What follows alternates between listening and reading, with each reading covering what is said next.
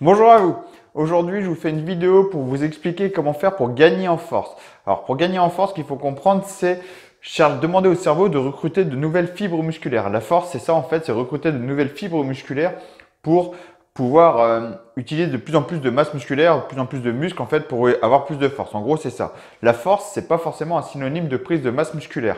Ça va souvent aider pour la prise de masse musculaire parce que plus on est fort, plus on a de fibres musculaires qu'on va pouvoir chercher à développer. Mais on peut chercher à utiliser la force sans chercher forcément la prise de masse musculaire. Ça va dépendre des objectifs. C'est deux objectifs vraiment différents. Donc là, ici, pour vous faire gagner en force, je vais vous présenter 5 méthodes pour gagner en force. Alors, déjà, quand on est débutant, ce qui est important quand on est débutant, ça ne sert à rien de chercher à faire une de ces méthodes-là. Débutant, quoi que vous fassiez, vous allez gagner en force. D'accord? Parce que quand vous allez apprendre les mouvements, vous allez charger petit à petit. Donc, votre cerveau va chercher à se coordonner dans le mouvement, recruter de nouvelles fibres musculaires. Ça va se faire automatiquement. Donc, ça ne sert à rien de faire des protocoles de prise de force quand on débute. Quand on commence à avancer et qu'on commence à stagner, là, ça va être intéressant. Donc, la première méthode, c'est la méthode de la pyramidale. C'est une méthode de base, méthode débutant pour commencer à amener un cycle de force. Donc, le pyramidal, en fait, c'est chercher à augmenter les poids progressivement et diminuer le nombre de répétitions. Plus on va lever lourd, moins on va faire de répétitions. Ça paraît logique, hein, on aura de moins en moins de force.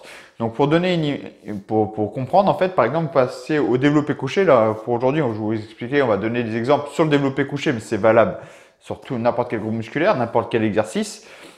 Sur le développé couché, vous partez par exemple sur 10 répétitions, vous faites une série de 10 répétitions. Vous prenez 2 minutes de repos, 2 minutes 30 de repos. La série d'après, vous essayez de faire 8 répétitions, donc en augmentant encore un peu les poids.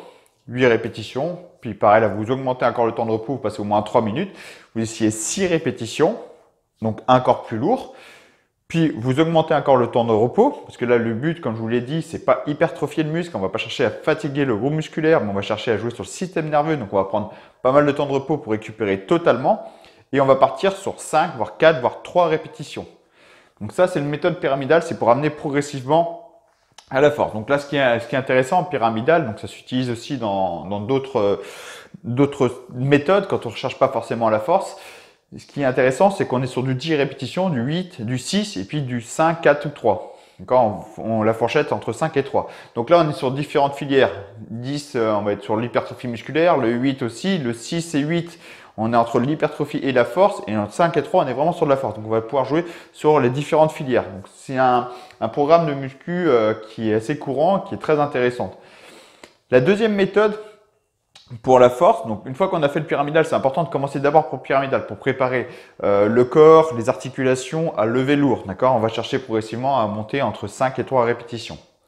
La deuxième méthode, on va être vraiment sur la recherche de force pure. Donc là, on va jouer sur une fourchette de 5 à 3 répétitions. Alors la force pure, en fait, c'est entre 1 à 5 répétitions. En gros, c'est une fourchette, c'est-à-dire un temps d'effort assez court. D'accord? C'est un temps d'effort assez court, donc un nombre de répétitions court. Une répétition, c'est sa répétition maximum. Donc ça va être intéressant pour voir à combien on est situé. Mais après, pour la prise de force, l'idéal, c'est entre 3 et 5 répétitions. Comme je vous l'ai dit tout à l'heure, c'est sur le système nerveux qu'on va jouer. Donc là, si on part sur une fourchette de 3 répétitions, par exemple, on va prendre un temps de repos très long, très long, c'est-à-dire au moins 5 minutes de repos. Sur 5 répétitions, on prend en moyenne, pour le développé couché en tout cas, on prend en moyenne 3 minutes de minutes de repos. Pour le squat, qui est beaucoup plus impactant, ça peut être encore un peu plus. En fait, ce qu'il faut comprendre, la force, c'est quand vous allez repartir sur votre deuxième série, il faut que musculairement, vous ne devez pas être du tout congestionné. Vous devez pouvoir reprendre à 100%. Le muscle est totalement récupéré. Donc la force, c'est ça. L'inconvénient de la force, c'est que c'est très long. On a l'impression souvent de rien faire parce qu'on n'a pas de congestion musculaire, on n'a pas de bonne sensation musculaire. On va jouer que sur le système nerveux. Mais c'est une méthode, voilà, c'est une méthode, si on veut vraiment gagner en force, on n'a pas le choix de passer par ce genre de méthode. Donc voilà, la deuxième méthode, c'est ça, c'est de chercher la fourchette de 3 à 5 répétitions.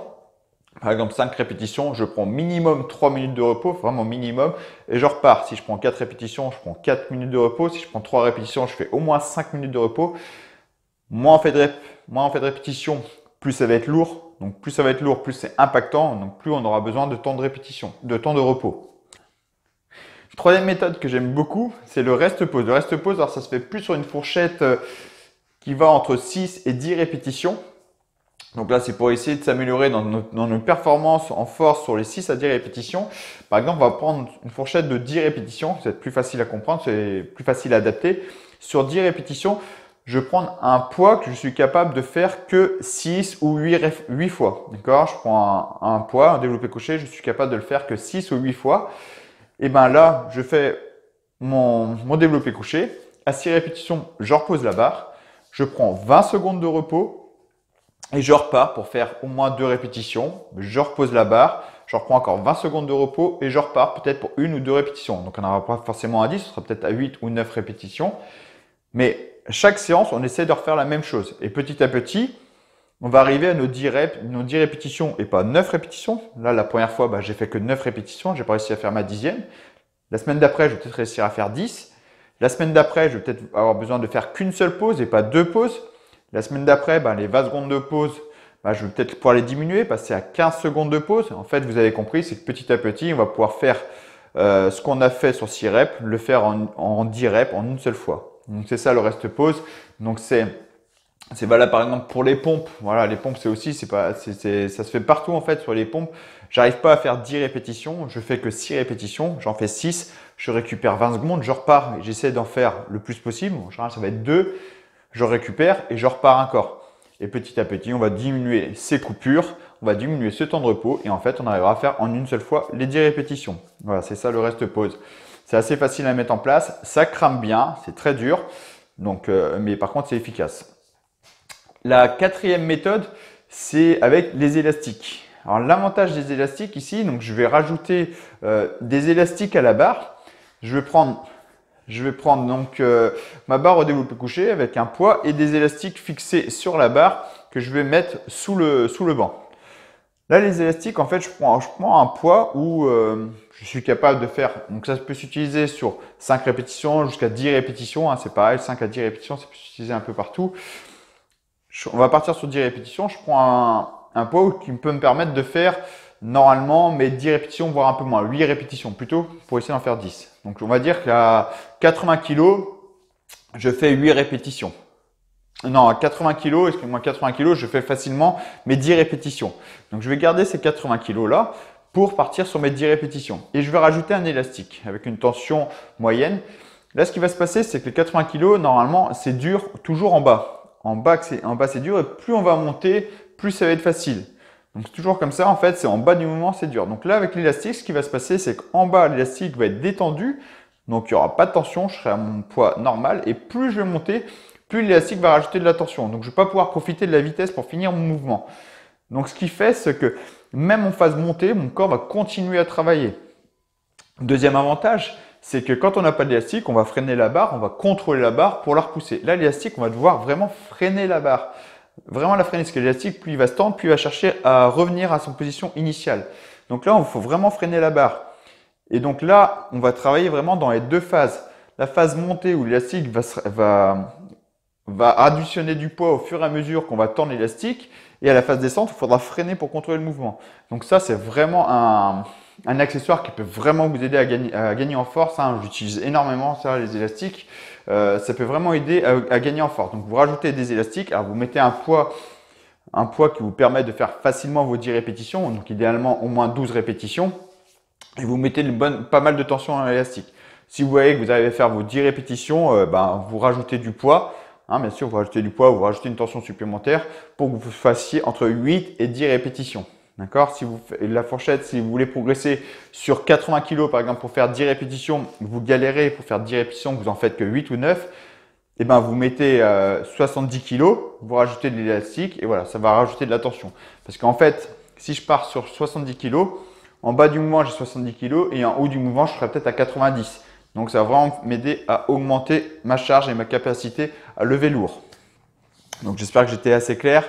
Voilà, donc vous rajoutez un élastique, vous mettez du poids qui vous permet de faire facilement les 10 kg, les 10 répétitions, donc en gros une fourchette de 10 à 12 répétitions, et vous cherchez progressivement à augmenter la tension des élastiques pour vous faire progresser après sur votre performance que vous allez chercher à faire sur 10 répétitions. Et la dernière méthode, la 5e méthode, qui est assez réputée pour être la plus efficace, mais personnellement, j'aime pas trop. Elle est hyper impactante et on peut pas la faire toute seule. Tout seul, de toute façon, c'est pas possible. C'est la méthode excentrique. Comme je vous ai dit tout à l'heure, en phase de freinage, le muscle il travaille énormément. Avec l'élastique, l'élastique va chercher à revenir en position initiale, donc on va forcer à freiner encore plus. Donc là, justement, les méthodes excentriques, ça va être tout à fait ça, sans l'élastique. Là, par exemple, on va partir sur 100 kg. Donc là, par contre, ça se fait sur une fourchette de 3 à 5 répétitions. L'excentrique, ça ne se fait pas sur plus lourd, c'est aucun intérêt. Là, on va vraiment chercher à jouer sur le système nerveux. Donc c'est très, très, très impactant. On va partir donc sur 3 répétitions. Je vais faire 3 répétitions et on imagine d'arriver à faire 3 répétitions à 100 kg. Donc quand vous êtes capable de faire 3 répétitions à 100 kg, il faut savoir que vous êtes capable de freiner beaucoup plus que ces 100 kg. Entre 120 et 150%. Donc 150% c'est beaucoup, mais vous pouvez freiner beaucoup plus que ce que vous êtes capable de pousser. Donc là, sur les 100 kg, je vais rajouter 120%, je vais mettre 120 kg, un poids que je ne suis pas capable de pousser. Donc je suis obligé d'avoir un partenaire. Le partenaire va m'aider à pousser la barre, il va me laisser freiner la barre. Moi, je devrais freiner la barre le plus possible et lui va m'aider à monter la barre. Donc 120 kg, je suis capable de le faire que 100 kg en 3 reps. Bah forcément, qu'est-ce qui va se passer? La phase freinage, je vais activer de nouvelles fibres musculaires. Mon cerveau va chercher à freiner la charge, donc il va activer de nouvelles fibres musculaires pour pouvoir me rendre plus fort. Donc là, on va vraiment jouer sur le système nerveux pour activer de nouvelles fibres musculaires pour pouvoir gagner en force. Donc ça s'utilise énormément en traction. Ça, c'est très courant pour les tractions. Pour les personnes qui ont du mal à faire des tractions, c'est-à-dire on va se mettre en haut de la barre, on va monter sur une chaise et on va juste freiner la descente. On remonte sur une chaise, on s'installe en haut de la barre et on freine la descente. C'est pareil, ça peut se faire avec un poids, un sac à dos. Voilà, c'est très très courant pour les tractions, ça s'utilise facilement. Là, on peut le faire tout seul justement pour les tractions, c'est pour ça que c'est facile à mettre en place. Par contre, c'est très impactant nerveusement, très impactant sur les articulations et sur les tendons. Quand vous faites ce genre de méthode, alors c'est important aussi, encore une fois, de prendre un temps de repos très long. Donc là, c'est vraiment minimum 5 minutes de repos entre chaque série et de manger beaucoup plus gras. Il faut augmenter vos apports en lipides, donc de bonnes matières grasses, bien sûr, hein, tout ce qui est oméga 3, oméga 6, oméga 9, donc l'huile de colza, l'huile d'olive, les noix, les amandes, les poissons gras. Augmenter toutes ces matières grasses pour vraiment limiter le risque de blessure au niveau des tendons. Voilà, ces méthodes-là vont aussi renforcer les tendons, sauf si vous mangez mal. Donc voilà, j'ai fait le tour. J'espère que vous allez trouver votre compte dans ces 5 méthodes. J'espère que cette vidéo vous a plu. Et si c'est le cas, n'hésitez pas encore une fois à liker, à partager et à vous abonner si ce n'est pas déjà fait. Et je vous dis à très bientôt pour une prochaine vidéo.